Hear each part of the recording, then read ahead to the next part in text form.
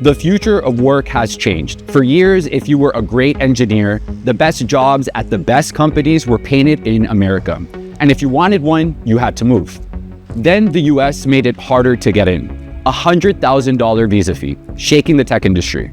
It got struck down in June, but the damage was already done.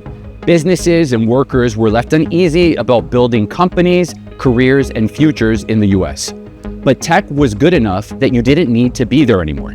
And I feel like here in Colombia, the cost of living is controlled, the quality of life is very good. Your problem is opportunity. So if you've got the international opportunity coming to you, there's no reason to leave. That's my guest today, Pablo Miller, founder and CEO of Remoti. Raised in the UK with Colombian roots, he saw something years ago, before the pandemic, before AI went mainstream, that talent is everywhere, but opportunity isn't. When I came to Bogotá, I started meeting people, sort of my age, graduates. A lot of these guys actually studied abroad. I was looking at them and I was like, wow, their English is amazing. They've worked for US companies before, and now they're back in Bogotá, and they want to stay home. And so imagine if you're able to just build a platform that allows them to stay here. And today, every country racing to build its own AI and tech economy knows it needs the best people to get there. So they're opening the doors or crossing virtual borders. Basically, it's removing uncertainty from the equation.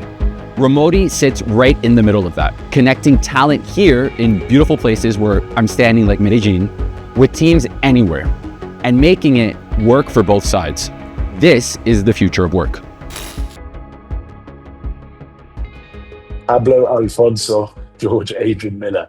So it's like the most Colombian name mixed with the most English name. So really what we do is that we work with European and US companies when they've identified a business function that they don't need to have necessarily on site, and they can look at having that business function in another region. And the Remoti platform allows them to build these teams and not have to take care of the recruitment, the payroll, the retention, and we're able to turn that around, very quickly. On the B2C side, we built an app that allows local Latinos to be able to save in US dollars, of course, earn in US dollars, and then have access to financial benefits as if they were a US employee. So the folks are able to have pensions, they're able to have life insurance, so that they can stay here in Latin America, work for some of the biggest brands, but actually stay home and obviously contribute to the local economy. Amazing. Pablo, I want to start off by thanking you so much for joining me on this episode of Brains Byte Back. Like I mentioned to you before the record, I'm particularly interested in this topic because I think that intersection between AI, tech, recruiting is really like something that a lot of people are talking about right now, but from different angles. Because I feel like this year, the story isn't just like how we're building AI, but who gets to build it and where from. So you're basically in that intersection. You work on, how people get hired, how they find opportunity, and basically where people live. But I want to kind of branch this off from a story that's kind of hit the headlines that most people are really familiar with when it comes to the H-1B visa. Because when that hit headlines last year, I mean, every global network was covering it because obviously they knew this was going to impact talent, and everybody had an opinion in terms of what this would mean for tech employees and for tech companies specifically in the US. So for people that are not familiar with what's unfolded since then, at the beginning of June, there was a judge that struck down the 1K fee for the visa, and that's kind of had some impacts. I feel like maybe psychologically and approaches in terms of how companies are recruiting. So why don't we go off of that? What do you think kind of, because it was good news for companies, but what do you think has changed, not just from this June announcement, but from when it was announced that they were going to try to implement this visa? Yeah, sure. Well, first of all, thank you so much for obviously having me here. But I feel that well done to the judge. I think that, when we look at kind of the exceptional C-level talent of, corporate America in the tech space, it's always immigrant CEOs at the moment. If we look at Microsoft, if we look at Apple, and what you're seeing now is that the layers underneath now need to be they need to be encouraged as opposed to saying, look, you need visas, we're going to make it harder for you.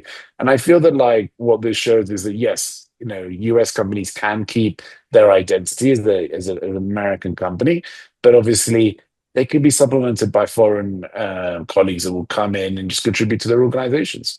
Now, what am I seeing here is that I always look at who's on the plane. And so when I fly back from the UK or the US, they kind of stage that I started to see a lot of Indian folks coming to Colombia.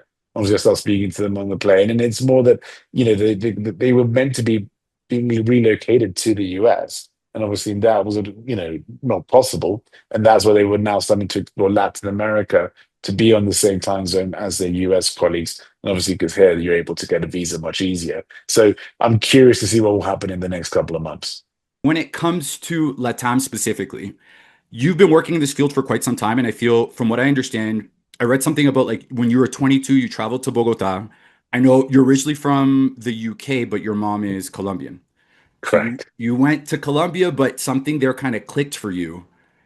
What did you see that was missing, I guess, in the recruitment world? Because this was happening before the pandemic, before obviously AI was a thing.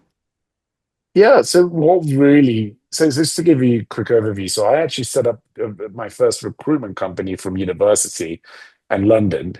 And what we would do is we connected UK graduates to local fintechs. And so I was a focus on kind of hiring the best young people into some of these, fintechs. When I came to Bogota, started meeting people, kind of my age, graduates. A lot of these guys actually studied abroad. I was looking at them and I was like, well, their English is amazing. They've worked for US companies before, and now they're back in Bogota, and they want to stay home. And so imagine if you're able to just build a platform that allows them to stay here and they can work for some of these companies outside. And imagine if you can do it the other way, that the platform allows these guys, to seamlessly hire, onboard, and retain these folks. And that's really what kind of made me stay here. And when I arrived, as you mentioned, yes, this has been going on for ages, especially in the oil and gas sector of foreign companies hiring local talent here.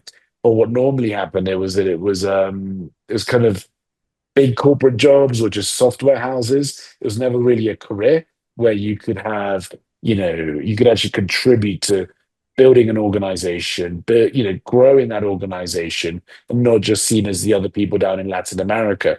So that's where I thought the recruitment side was broken because if you could just allow the local Latinos to be embedded into these organizations as important as their US colleagues, you're onto something. And that was kind of what my mission still is today. Obviously there's a couple more things we want to do. But obviously we've proven it now. But really now, we've got one example of one of the fastest growing fintechs on the NASDAQ. They've got 70% of their workforce here in Colombia. And they just service US clients. And I see the Colombia team embedded with the US team. Then obviously the markets have enjoyed it and the market cap's grown. So I'm very, very proud of that.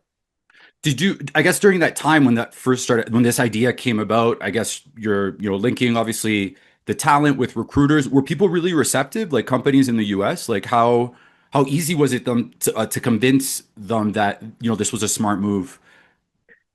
I would almost say impossible. Yeah, I would think so, right? it, it was always, as they say here in Colombia, el visto bueno.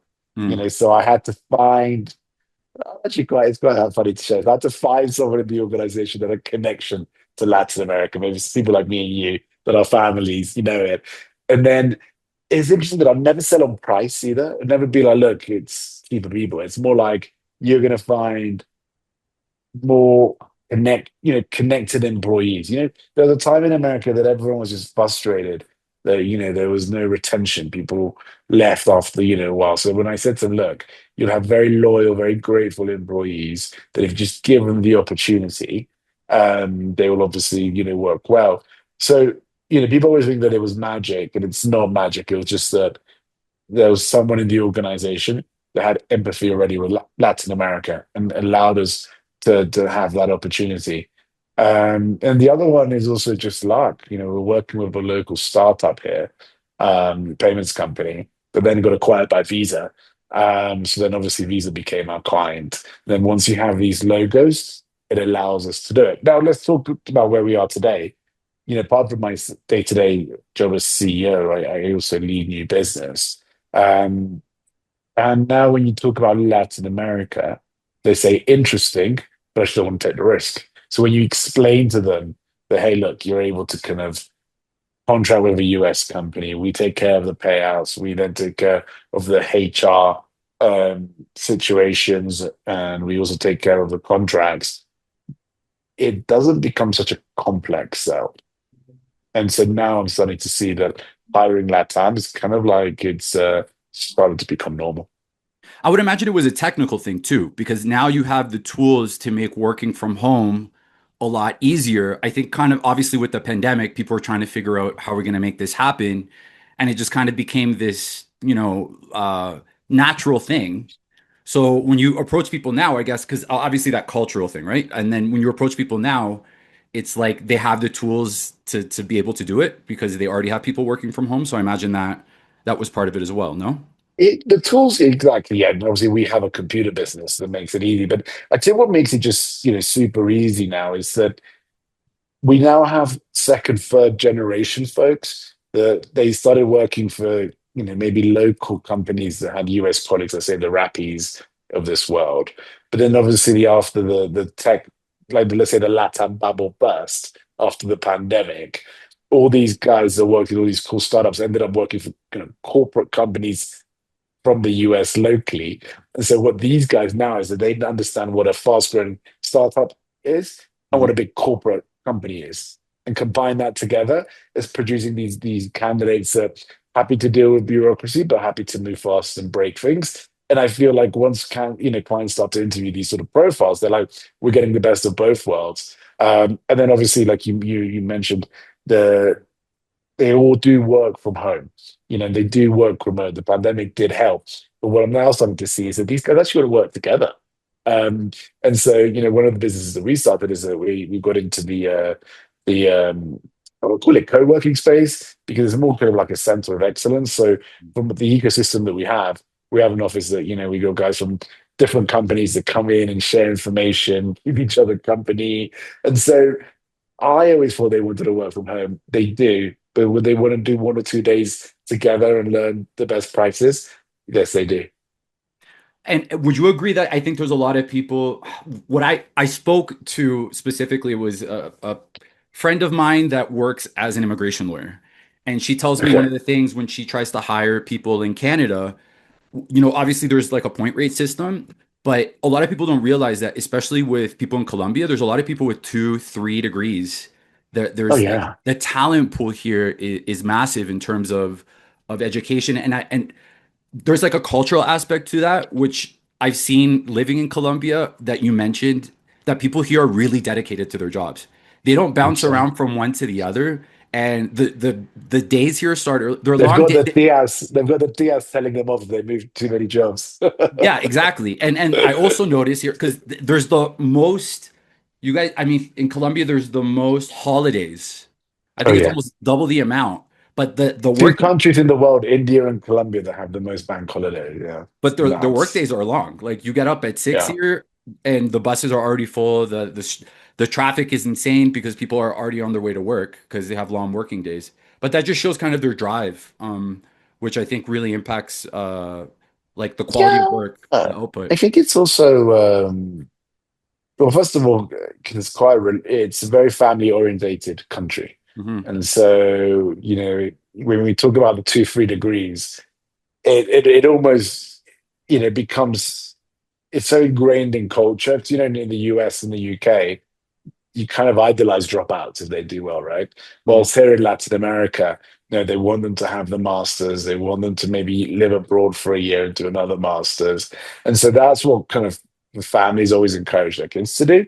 But now what I'm seeing is that if they demonstrate to their family, look, I'm working for one of the biggest companies in the world, it's almost even better than the masters. Because when I arrived here, I learned that for you to have certain C-level roles, you had to show that you had certain masters. If not, you could even interview for them. Which kind of is the case where we're from. But like now, As long as you've got those logos in your CV, you can apply to these great jobs. And then if you then have this logo in your CV and necessarily you're doing a job that should be doing in the United States, the market value at some point will reflect that you're US style employee. Because if I run products for a US company, but I'm just happen to be here, and as you said with remote work, when I then move on to another US company, I should be looked like another US employee. There was a startup that one of the guys, came from NVIDIA, there's a guy from Grok, and obviously because of they're just, big titans that are building a product. They don't necessarily need the financing now. So they're self-financing these projects. Now, because they're self-financing because obviously they don't need to scale it very quickly. They just need to build the product. They're coming here to work with local talent so they can build the product. Once their MVP is ready, once they got some traction in terms of managing valuation, then they'll go to the market and start raising capital. So what I'm starting to see is that these big AI folks that just need traditional engineers, they are self-financing products, and obviously self-finance makes sense to hire here. And so I'm seeing like the caliber of like senior executive I'm seeing locally here is unbelievable. And are you finding less people that you're speaking to now? They're just like happy to stay within Colombia? Like, because I imagine there's a mix of it in terms of like there's that excitement, like go and live and travel abroad. But I also feel like there's this misconception, and I want to tread lightly in the way that I say this. A lot of people are like, oh, people want to leave Colombia because they're like, oh, opportunity because there's not enough opportunity. But now that's changing here, and I feel like a lot of people leave because they make the dollar, they make some fast money. Like, Great question. And I answer it like this. So I was in London, and I've got friends of mine, senior lawyers, bankers, and you ask them like, how much money do you need to make to save 3, 4 thousand pounds or dollars a month, and obviously keep up with living standards? It's crazy. They don't. They're still using credit cards. These are guys making 150K a year, 180. What's happening to executives here, and let's say kind of mid to senior people, is that once they reach a certain threshold, they obviously they live very comfortably here. They can travel once a quarter, but they're able to save so much money. And so what I'm seeing here is that less people wanting to leave. They can all suddenly start building a portfolio for themselves, invest, and because their earnings is in USD, they only convert what they need to spend like for their monthly, monthly outgoings. But their savings, their future, is in US dollars. And when you're able to save 60% of your salary, then you start to consider should you leave Colombia, right? which is what our parents used to do back in the day, and now it's because everything's gotten more expensive. When they say that Yeah. line, like 30% of your monthly income should be used towards rent. There's a lot of places in the world that say like, no, that's I mean that's would be nice, but most people can't hit that, right? No, it's impossible, I think, now, especially the cost of living crisis, predominantly in the UK, actually, and, high taxes. I know there's so much in the press of just people leaving the UK. And I feel like here in Colombia, the cost of living is controlled, the quality of life is very good. The problem is opportunity. So if you've got the international opportunity coming to you, there's no reason to leave. And I think that point that you hit, quality of life, is really making a difference, especially with a lot of people right now. I mean, I made the big move from Canada to Colombia. It was a big shift. Obviously, I did it because my partner's from here. Yeah. It was a big shift, but when a lot of people ask me, I get the same question all the time, like, do you miss Canada? Obviously, there's things I miss about Canada, but for me, like the quality of life here, I think is a lot better. And I've noticed and read a lot about tech talent in Canada has been really hard to keep because of quality of life, and people are kind of looking elsewhere because when tech talent is in demand, you have to do more than just offer them a good salary. 100%. People, 100%. yeah, people need to understand what, like it's where they are living, and they need to have other incentives because a lot of them come with their family and they want to make sure that they're going to be happy where they're at. It's funny because before, I remember when after the pandemic, the US companies were like, we're hiring remote because we're hiring in Canada. And then that became the trend. And then obviously now, with Canada, they then looked at Latin America. But I feel like feel like we need to get back into a culture that, it's about kind of saving for the future, investing money well. I think it almost became normal to live off your credit card, and it almost became normal to live paycheck to paycheck.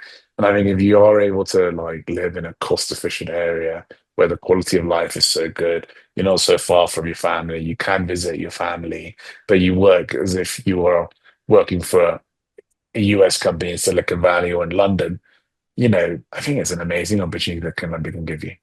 I 100% agree. I absolutely love it here.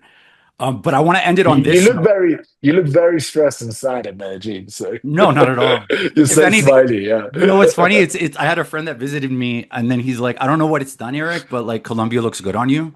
And I was like, I know, look at my skin. It's like glowing now I since know I you moved look, down here. yeah, exactly. You look great. Appreciate that.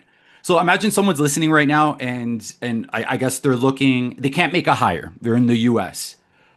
What's the one move you tell them to try this month in terms of searching for talent down south? Don't overcomplicate it. Just get on a call. Just talk to someone and, get them to do a technical test. You'll be amazed what they can do. And if you can use a company like Remoti, which eliminates all the risks of having to set up an entity, connecting you, paying with this person, it's as if you're just hiring someone in the US because we're a LLC. So I mean, my advice is if you're struggling in the US to make a hire, just speak to someone in Latin America. And when you realize they've worked for some of the biggest names in the US, you realize their English is great, and then you realize they're a lovely person with great values. It's not that difficult to make that hire. There's a reason a lot of companies are coming down here.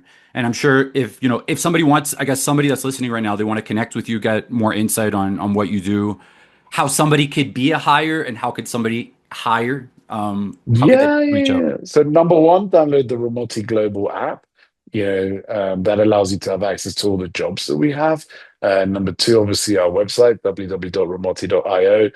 Please connect with me on LinkedIn, Pablo Miller. I'll always, connect you with anyone on my team. If you're in Bogotá, we've just got this massive new space near Usaquén, which we're calling it like the center of excellence, of happiness, where like all our clients, anyone that works for them can come and work there for the day, share information. So this is a new ecosystem. This is a new ecosystem that traditionally wouldn't be working for these sort of companies locally. They would have had to leave the country. So do be part of the movement, and obviously we're here to connect and make it work better for companies and candidates. That's a wrap for today's episode. If you benefited from what you've learned today, feel free to leave us a review on iTunes. You can also find all our past and future episodes on YouTube and Spotify under Brains Byte Back. And if you'd like to connect with us directly, you can always reach out to us by email at info@sociable.co. Remember, your feedback helps us grow. We welcome it. We appreciate you joining us. Until next time.